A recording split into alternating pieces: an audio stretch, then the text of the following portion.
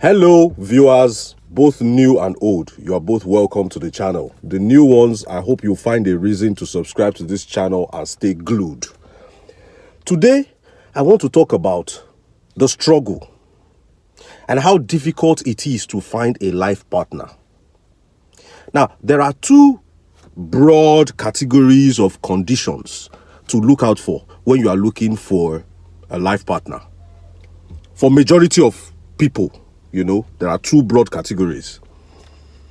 The first one is the physical conditions. You want to know the kind of job that the person is doing. You want to know the kind of physique.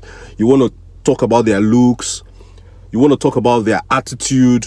You want to talk about their mannerisms. You want to talk about their preferences. You want to talk about how they walk, how they talk, how much money they make, where they work, how hardworking they are, how industrious they are, how temperamental they are, how gentle they are. All the physical stuff, that you can, see, that you can, feel, how they connect with you, how they communicate with you. Those are the things that, you have control over as a human being. Things that you can tell by yourself about somebody when you meet them. Those are the ones I consider the physical stuff. Things that you can tell when you meet somebody, when you interact with them, when you spend time with them. Now, if they tick that box, everything you're looking for physically, that you can judge, that you can assess, they tick that box, there comes another one, the spiritual. Now, if they tick the physical, here comes the spiritual. If you belong to a family of prayer warriors, your parents are prayer warriors, your siblings are prayer warriors, you have a pastor in your life who prays for you, after ticking the physical box, those people are not satisfied yet. They're like, okay, let us check this person spiritually. It's possible this person has spiritual problems. Let us see whether both of you, whether you would be good together. Let's see whether the union is going to be blessed with wealth and money. Let's see whether the union is going to last. Okay, those things are not physical things. Okay, but the first box is physical. It is when they are satisfied with this physical that they start worrying about the spiritual. For somebody that failed the physical, they won't bother about the spiritual at all. That person is already disqualified. Okay, so when the person now ticks the spiritual, for everybody who is with the AA genotype, congratulations, you have found a spouse. You can go and marry. You have found a life partner. You can go and marry. AA people only. AA people only. You can go and marry. Congratulations. But for AS genotype, the selective one, apart from the physical, apart from the spiritual, AS people have to handle the biological. The biological, the deal breaker. You see, when you sweat and hustle to win a girl, especially men, because we are the one that we do the chasing. Men do the chasing. So, especially for us men, when you now hustle to chase a girl, you establish that connection.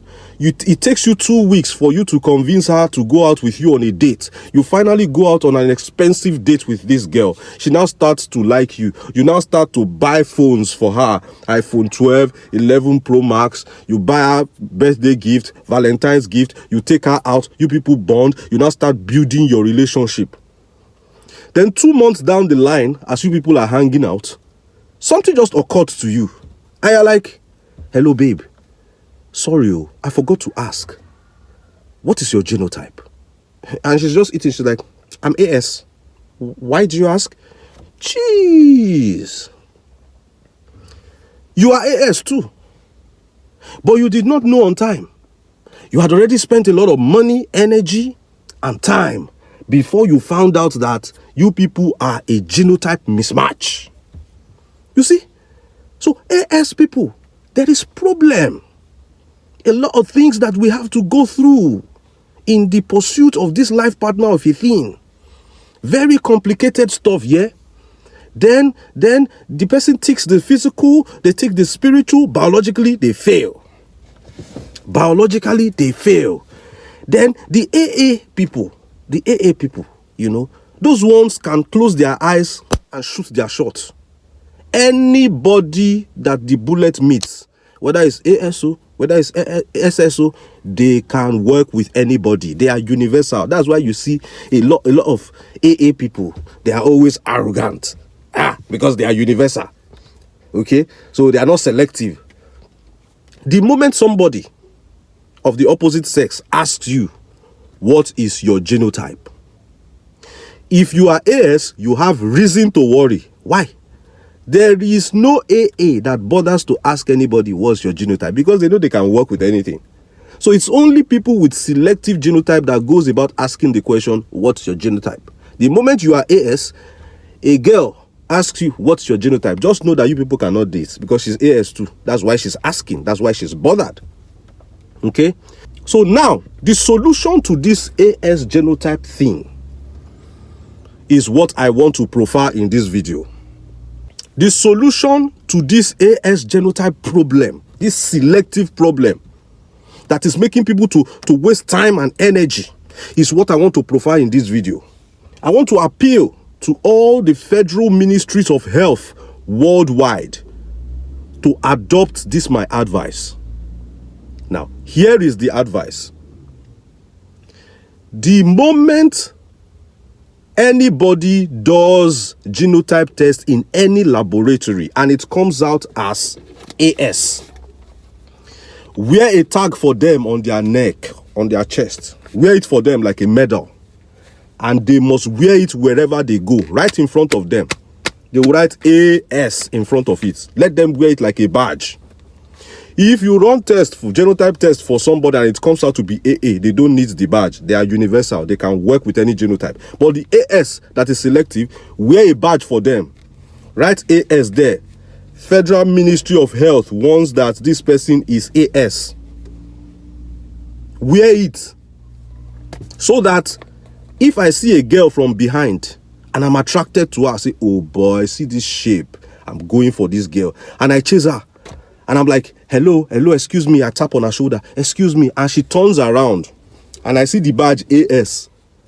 And me, I know that me too, I'm AS. I'll just change my story now. Auntie, please, do you know anywhere they sell bread around here? Bread. She's like, bread? That's why you were chasing me?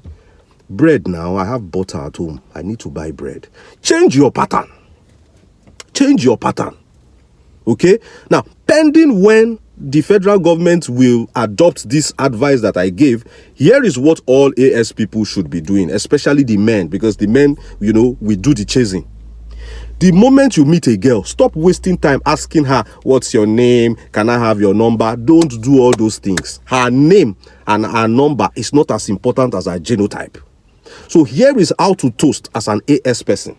As soon as you see that girl at the shopping mall or at school or anywhere, in a vehicle, anywhere, hello, how are you doing? Please, what's your genotype? Go straight to the point.